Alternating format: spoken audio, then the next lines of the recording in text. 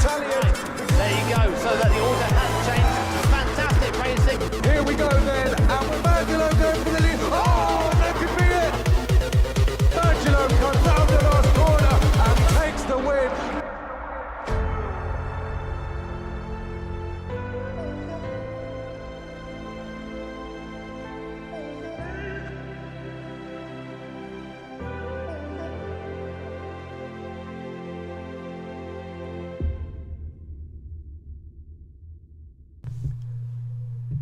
Welcome back everyone, it is Apex Predator here. So as you can see, today is the day where we've got the opening rounds of the FIA officially sanctioned Gran Turismo Championships for 2018 Season 1.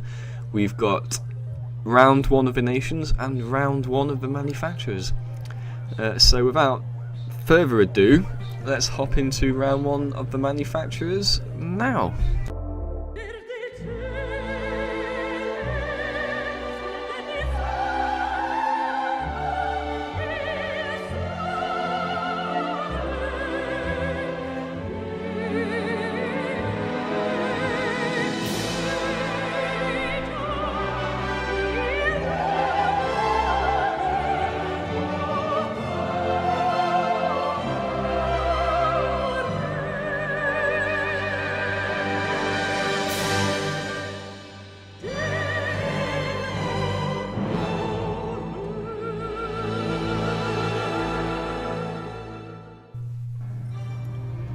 Hello there guys, welcome back. It is Apex Predator here. It's quite an introduction that, isn't it? What a little video for the manufacturer's opening season. So as you can tell and as you've seen, this video is going to be the opening round of the first season of the FIA officially sanctioned Manufacturers Championship. And as you can see, I've gone with Ferrari, which might turn out to be a horrible mistake. I don't know what I was thinking, but I just quite like to drive it. I figured that probably not many people were going to take it. There's loads of people driving Porsche, there's loads of people driving Mustangs and Corvettes. I couldn't see any other 458s in this race, so I'm not sure. Anyway, we've jumped into qualifying here. Started on the hot lap, so I'm not going to show you the whole thing. So it's the second lap of qualifying.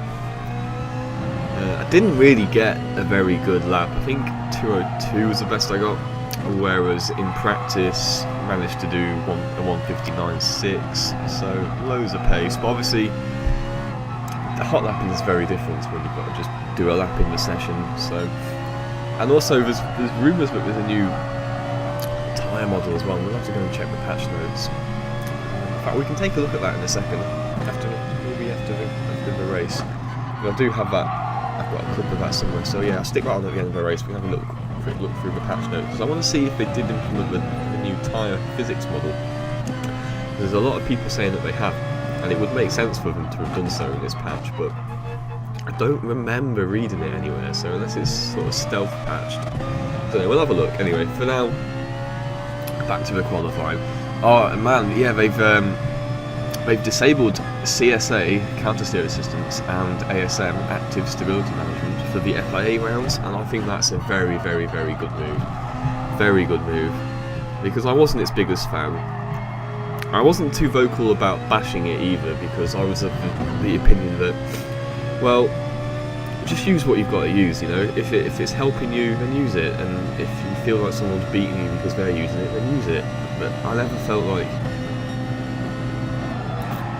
people were saying that, though. It depends. There were certain cars and track combinations where it was a big advantage. But yeah, I just think it's nice that they've just got rid of it, because now you know that nobody's using it. And there were a lot of people who were using it but didn't really want to, but were only using it because they felt that, well, if there's an advantage to be had and other people are using it, I might as well use it. And I get that. So yeah, I think that's a really, really good move that they've done that for this. And to be honest with you, I don't think counter steer assistance has any place in the official FIA races anyway, so that's a good move.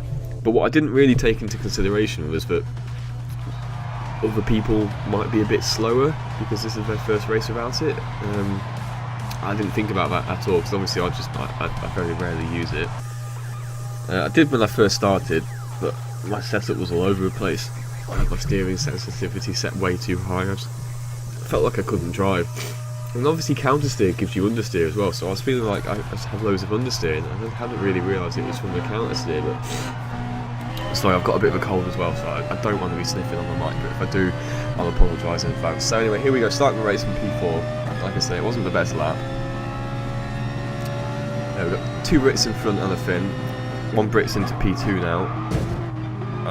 And you never want to see that opening stages of a race, but I mean, I'd lifted and covered the brake pedal earlier than I would have normally done. I think Paul Merlin was just a little bit tardy there. Thank God I didn't get a penalty for it though. But I hope the game noticed him being a bit slow, because he lost P2 as well. So the Brit was straight up there. So you can see where the Porsche should have been on track. He should have been where that Mustang was really. So now I've backed off because I've got, I don't want to be up this guy's chuff. And when you commit in the Ferrari, you've committed. There's very little you can do once you've turned in at high speed on the brakes. If someone's not going anywhere in front of you, there's not much you can do. I can't brake anymore, I'll just over-rotate. So I've backed off a little bit for this lap 1. It's a 12 lap race as well, remember, so I'm not too fussed.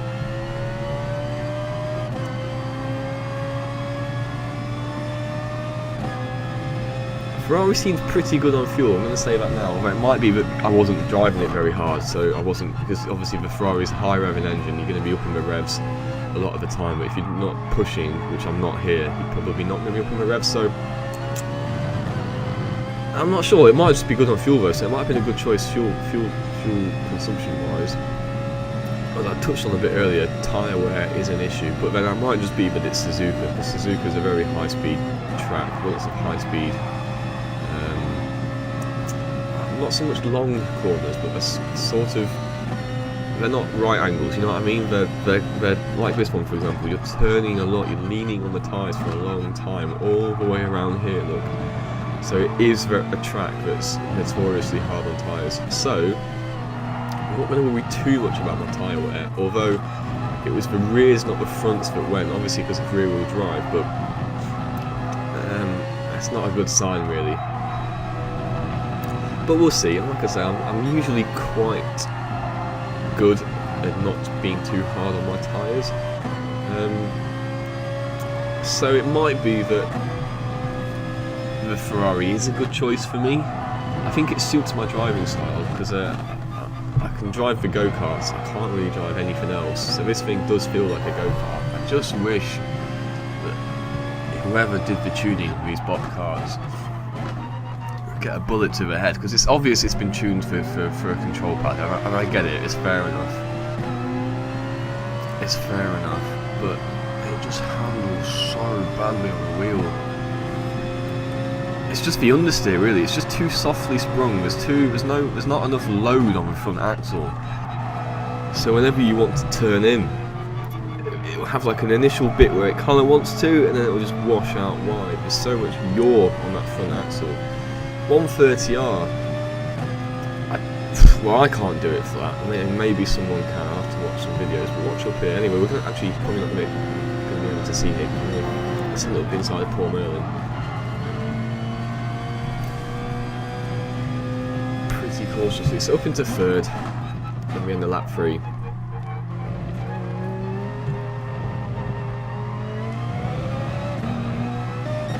Pretty much how it stayed. So we go on to lap 5. You can see the tyre wear has progressed a little bit. Rears are wearing more quickly than the front, which you'd expect, because it's rear wheel drive obviously.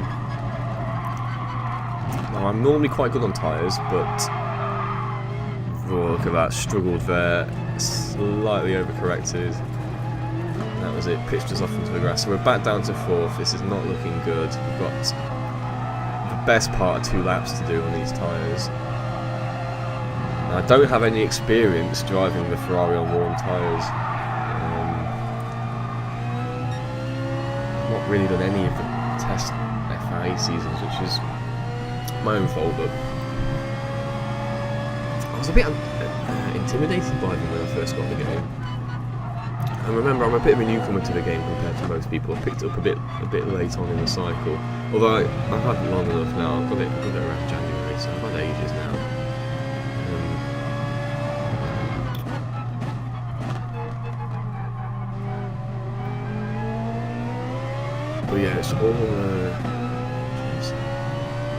it's all a learning process for me, but I mean, we'll take it. We're still almost on the podium. We're just about sniffing it. Look at the fuel. Fuel's fine. You can see on the fuel gauge as well. So we've just gone past half tank, but we're nearly at the end of the first stint. I flicked it into fuel saving 2 here. I'm not too sure why.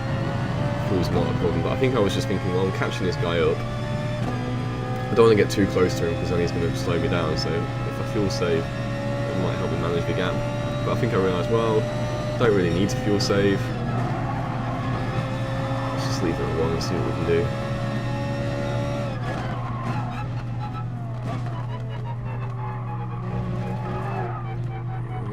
I'm going to stay off that curb. So he's gone a lap early.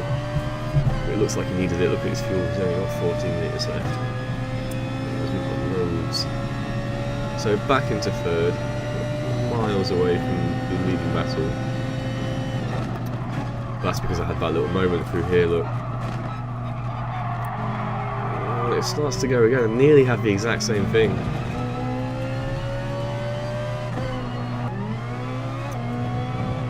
So, end of the stint, into the pits. I'm going to speed this up. Look at these boys go. There we go. Alright, so still third. Lap 7.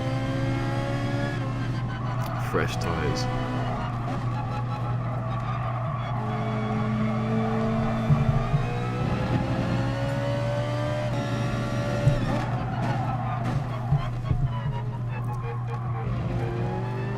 Just skipped it to the end of lap 11 because, like I said, not too much happened in this race, but I wanted to just get it up there because it's the first round.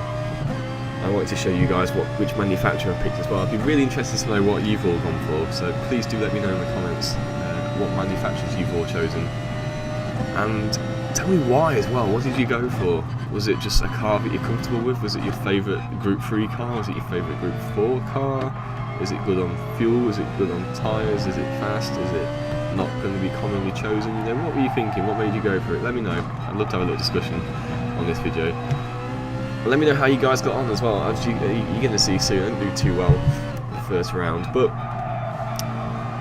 like I say, if this first season is almost like a test season for me, it's going to be the first season where I try and do every round. So we'll just see how it goes. I'm expecting the Ferrari to be good on some tracks, not so good on others. I was expecting it to be quite good on Suzuka. I was pretty pleased when I saw that Suzuka was the first race after I'd chosen Ferrari, but that was before I'd sort of taken into consideration the tyre wear. But, I don't regret it. I like driving it, and I think it's a good choice. And like I said, I couldn't see any other 458s in this race, so I think that's a good sign. Whereas there's loads of Porsches, loads of Corvettes. Let's just bring it home. If we can get through Spoon on these tyres and 130R, I'll be happy. Cautious here, look.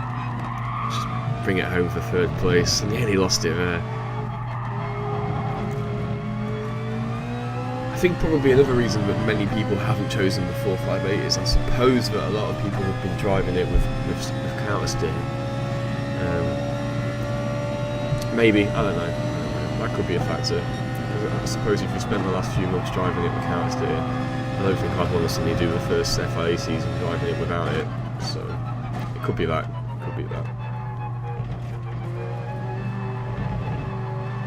But we'll take it, you know, podium from the first round.